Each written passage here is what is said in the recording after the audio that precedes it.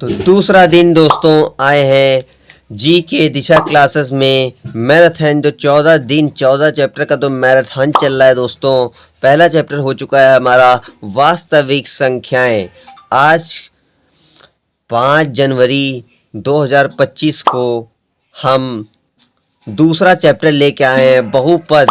बहुपद बहुपद के जो 5 सवाल बहुत मोस्ट इम्पॉर्टेंट जो आप देख रहे हैं, जैसा कि देख सकते हैं जो बच्चे क्लास 10th में बच्चे पेपर देने वाले हैं 1 मार्च को, जिनका पेपर मैथ्स का होने वाला है, जो बहुपद के 2-3 सवाल उसमें आने वाले हैं तो वो इसी में से आएंगे। तो हमारी वीडियो बिना स्किप किए देखिए दोस्तों, और लाइक कीजिए, सब्सक्राइब कीजिए। तो चलते हैं पहले सवाल पे, बहुपद के पहले सवाल पे। देखिए आपके सामने ये सवाल है। बहुपद का पहला सवाल क्या दे रखा है दोस्तों, देखिए m का वह मान जिसके लिए 4x² plus 6x minus m x बराबर 3 से पूर्णतः विभाजित हो। तो दोस्तों क्या करना है, इसमें हम समीकरण लिखते हैं 4x² plus 6x minus m equal to 0। तो दोस्तों जहाँ जहाँ x है, x की जगह 3 रख देना है। जो 4 गुणा में 3 का स्क्वायर प्लस 6 गुणा में 3 माइनस m इक्वल टू 0। तो दोस्तों क्या हो गया, 3 का स्क्वायर कितना हो जाएगा दोस्तों 9 प्लस 6 त्रिक 18 minus m equal to 0।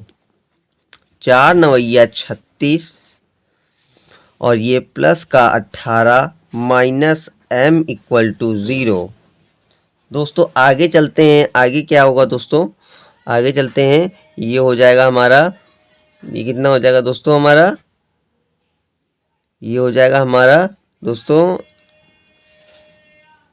42 minus m equal to 0।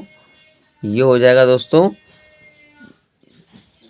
Minus m equal to minus 42, minus minus cut गया दोस्तों हमारा, तो m बराबर आ गया 42। ये देखिए हमारा आंसर हो गया दोस्तों। इसी तरह हमारा दूसरे सवाल पे चलते हैं। हम अपने दूसरे सवाल पे चलते हैं दोस्तों। दूसरा सवाल हमारा क्या लिखा हुआ है, दूसरा सवाल हमारा लिखा हुआ है, यदि द्विघात बहुपद k-1x² प्लस kx+1 के शून्यकों में से एक शून्यक -3 है तो k का मान ज्ञात कीजिए दोस्तों। तो k का मान ज्ञात करना है, तो हमें करना क्या है दोस्तों, हमें जो समीकरण लिखा है वो लिख देना है k-1 x² प्लस kx+1। जो एक शून्यक दे रखा है x की जगह वो रख देंगे दोस्तों, है ना, वो यहाँ पे रख देते हैं हम लोग। k-1 x की जगह जो शून्यक है -3 का whole square plus k-3+1 equal to 0। ठीक है, तो हम लोग चलते हैं, पहले इसको सॉल्व कर लेते हैं। k-1 -3 का होल स्क्वायर जाएगा, माइनस माइनस प्लस हो जाएगा, 3 का स्क्वायर होता है 9 प्लस माइनस क्या हो जाएगा दोस्तों, ये माइनस हो जाएगा हमारा, तो ये हो जाएगा 3k+1 इक्वल टू 0। आगे क्या हो जाएगा दोस्तों, ये ब्रैकेट सॉल्व कर लेते हैं। 9k माइनस 9 1 जा 9 माइनस 3k+1 इक्वल टू 0। अब ये हमारा हो गया 9k में से -3k गया, कितना बचा 6k, और ये -9 में से 1 गया, कितना बचेगा -8 इक्वल टू 0। ठीक है दोस्तों, और ये 6k equal two plus minus का 8 है, उधर जाएगा तो प्लस का 8 हो जाएगा दोस्तों। ठीक है, हम लोग आगे चलते हैं। आगे देखिए, तो k की वैल्यू क्या हो जाएगी दोस्तों 8/6। इसको और कटा लेते हैं दोस्तों, 2 चौको 8, 2 तिहाई 6, तो k का मान क्या हो जाएगा दोस्तों 4/3। आशा करते हैं आपको समझ में आया होगा। यहाँ हमारा दूसरा सवाल समाप्त होता है। आते हैं तीसरे सवाल पे। चलिए दोस्तों, हम आते हैं अपने तीसरे सवाल पे। बहुत ही मोस्ट इम्पॉर्टेंट सवाल होने वाला है। यदि द्विघात बहुपद ज्ञात करो, एक द्विघात बहुपद ज्ञात करो जिसके शून्यकों का योग आपको दे रखा है -3 तथा गुणनफल क्रमशः दे रखा है 2। तो दोस्तों समीकरण आपको जानते हैं, जिसके योग और गुणनफल दे रखे हों तो समीकरण क्या होता है दोस्तों? उस दशा में समीकरण क्या होता है दोस्तों? X square minus alpha plus beta x plus alpha beta equal to 0, ये होता है दोस्तों। तो हमारा क्या दे रखा है? अल्फ़ा प्लस बीटा दे रखा है -3 और अल्फ़ा बीटा दे रखा है 2। तो दोस्तों इसी में रख देंगे, इस समीकरण में रख देंगे दोस्तों। ये जो दोस्तों आपका समीकरण दे रखा है, इसको आपको याद रखना है कि द्विघात समीकरण के जब मूल दिए हों, जब योग और गुणनफल दिए हों, तो ये फॉर्मूले में मान रख के सीधा आंसर निकालेंगे। X square minus alpha plus beta, ये क्या दे रखा है हमारा? -3 दे रखा है दोस्तों। और ये देखिए, देख सकते हैं दोस्तों, ये देखिए, और ये x हो गया प्लस अल्फ़ा बीटा कितना दे रखा है दोस्तों? 2 दे रखा है। ये देखिए 2 दे रखा है, तो हम लोग यहाँ पे 2 रख देंगे equal to 0 is equal to x square minus minus हो गया प्लस, और ये हो गया 3x और प्लस 2 इक्वल टू 0। ये देखिए दोस्तों, हमारा आंसर निकल के आ चुका है। बहुत ही सीधा साधा आंसर हमारा। और चलते हैं अपने चौथे सवाल पे। बहुत ही मोस्ट इम्पॉर्टेंट होने वाला है चौथा सवाल आपका। ये देखिए, चौथा सवाल भी लगभग सेम तीसरे सवाल की तरह है दोस्तों। तीसरे सवाल की तरह होने वाला है। तो समीकरण एक द्विघात बहुपद, चलिए सवाल पढ़ लेते हैं। एक द्विघात बहुपद ज्ञात कीजिए जिसके शून्यकों का योग तथा गुणनफल क्रमशः -7 और 10 है। तो दोस्तों चलते हैं, समीकरण लिख लेते हैं पहले। समीकरण क्या होता है ना? X square minus alpha plus beta x plus alpha into beta equal to 0।